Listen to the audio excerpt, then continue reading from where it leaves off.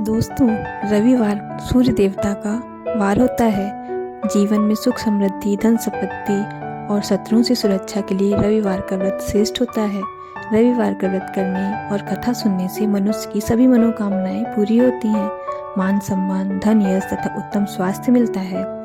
रविवार का पूजन व्रत करने के लिए आपको हम पूजा विधि बताने जा रहे हैं। सूर्य का व्रत 1 वर्ष या 30 रविवारों तक अथवा 12 रविवारों तक करना चाहिए।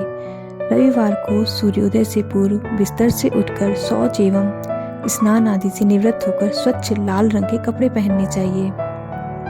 उसके बाद घर के ही किसी पवित्र स्थान पर भगवान सूर्य की स्वर्ण निर्मित मूर्ति या चित्र स्थापित करना चाहिए।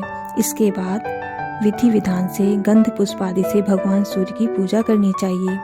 पूजन के बाद व्रत कथा सुननी चाहिए।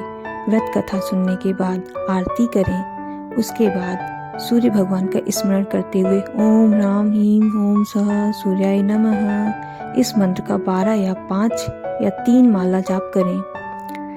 जाप के बाद शुद्ध जल, रक्त चंदन, अक्षत, लाल पुष्प और दूर्वा से सूर्य का अर्घ्य दें। सात्विक भोजन व फलाहार करें।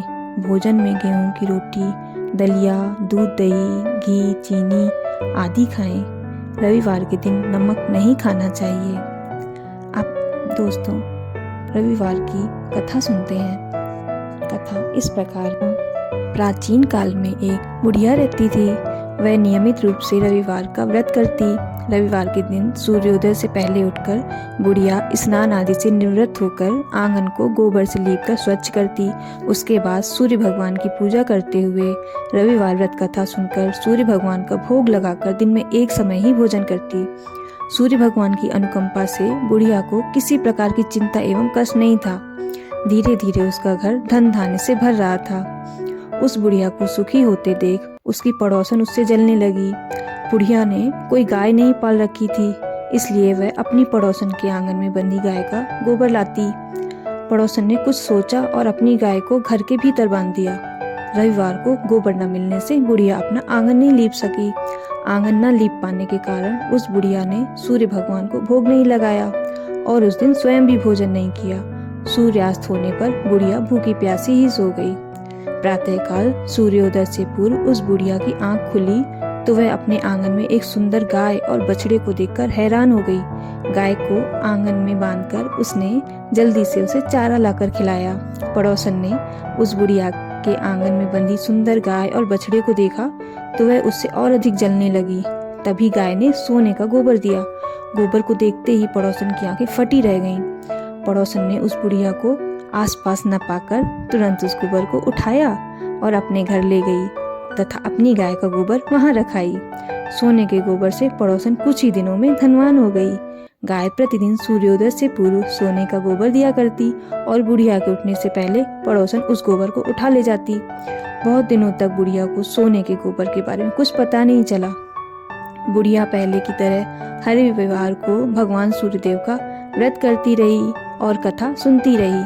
लेकिन सूर्य भगवान को जब पड़ोसन की चालाकी का पता चला तो उन्होंने तेज आंधी चलाई। आंधी का प्रकोप देखकर बुढ़िया ने गाय को घर के भीतर बांध दिया। सुबह उठकर बुढ़िया ने सोने का गोबर देखा, उसे आश्चर्य हुआ। उस दिन के बाद बुढ़िया गाय को घर के भीतर बांधने लगी। सोने के गोबर से बुढ़िया कुछ ही दिन में बहुत धनी हो गई।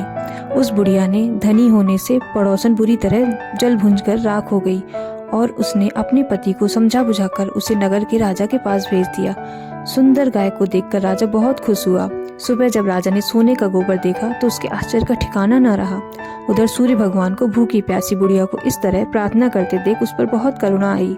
उस रात सूर्य भगवान ने राजा को स्वप्न में कहा, राजन, बुढ़िया की गाय व बछड़ा तुरंत लौटा दो, नहीं तो तुम पर विपत्तियों का पहाड़ टूट पड़ेगा, तुम्हारा महल नष्ट हो जाएगा। सूर्य भगवान के स्वप्न से बुरी तरह भयभीत राजा ने प्रातः उठते ही गाय और बछड़ा बुढ़िया को लौटा दिया। राजा ने बहुत सा धन देकर बुढ़िया से अपनी गलती के लिए क्षमा मांगी।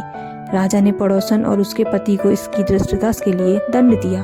फिर राजा ने पूरे राज्य में घोषणा कराई कि सभी स्त्री पुरुष रविवार का व्रत किया करें। रविवार का व्रत करने से सभी लोगों के घर धन धान्य से भर गए।